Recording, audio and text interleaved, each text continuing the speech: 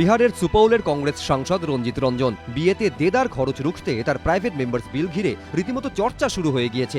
তার প্রস্তাব, বিয়ের খরচ ৫ লাখ পেরোলেই তার উপরে 10% টাকা গরিব মেয়েদের জন্য বিয়ের তহবিলে দেওয়া হোক। কিন্তু ৫ লাখে অনেকেরই আপত্তি, যেমন অভিনেত্রী কনীনিকা বন্দ্যোপাধ্যায়, সদ্য বিয়ে করেছেন।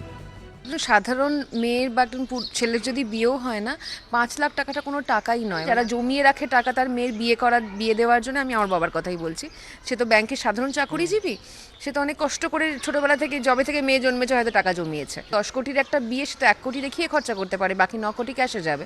যারা চুরি করবে তারা কিন্তু চুরি করবেই। সরকারের একটা ইভেন্ট ম্যানেজমেন্ট কোম্পানি খোলা উচিত, যেখানে যেরকম রোজগারের মানুষ যাবে সেরকম হিসেবে টাকা জমা দেবে, বাকিটা পুরোটা ওরা করে দিক।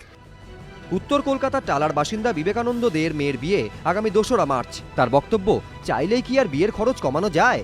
জিনিসপত্রের দাম যেভাবে বাড়ছে লাফিয়ে লাফিয়ে, আর আনুষঙ্গিক খরচা প্রচুর, আর এতে 5 লাখ টাকা, আমার যা মনে হয় 5 লাখ টাকার যে কোনো মেয়ের বিয়েতেই খরচা হয়। সোনার দাম, এই যে সবজির দাম, এইগুলো কি আগে নিয়ন্ত্রণ করা যেত না, যাতে 5 লাখ টাকা 100 বার হ্যাঁ 100 বার সেগুলো তো কমাতে পারে।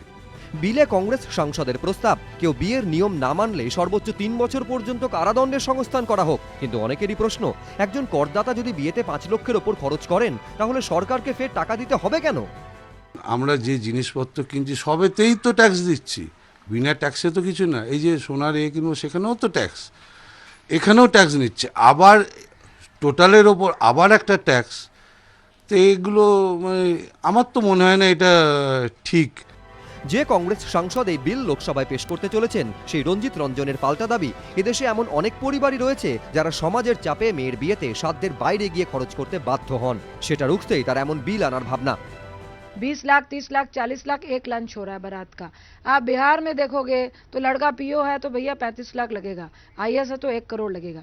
खासकर इसमें सबसे ज्यादा मिडिल क्लास पिसता है कि भाई बगल वाले ने तो इतना किया, तो हमको 15 तरह की मिठाइयाँ देनी है, 30 तरह के पकवान देने हैं। तो मुझे आया कि एटलीस्ट इसमें एक अंकुश लगना चाहिए, कानूनी तौर पे लगना चाहिए। বিয়ের 6 মাসের মধ্যে রেজিস্ট্রিরও প্রস্তাব দেওয়া হয়েছে কংগ্রেস সাংসদের প্রাইভেট মেম্বার্স বিলে। रजिस्ट्रेशन मस्ट होना चाहिए शादी का। उसमें मैक्सिमम एनआरआईज क्या करते हैं कि शादी यहाँ करी, शादी के ब्याह पे वीज़ा लिया और फौरन चले गए। खासकर पंजाब में बहुत होता है, और वहाँ जाकर शादी कर ली और यहाँ लड़की से फोटो लेके घूम रही है। तो ये विदिन 6 मंथ कंपलसरी हो। এই বিলে ইতিমধ্যে সবুজ সংকেত দিয়েছেন রাষ্ট্রপতি। সংসদের আসন্ন অধিবেশনে এ নিয়ে আলোচনার সম্ভাবনা। বিজেন্দ্র সিংহ ও অরিত্রিক ভট্টাচার্য, এবিপি আনন্দ।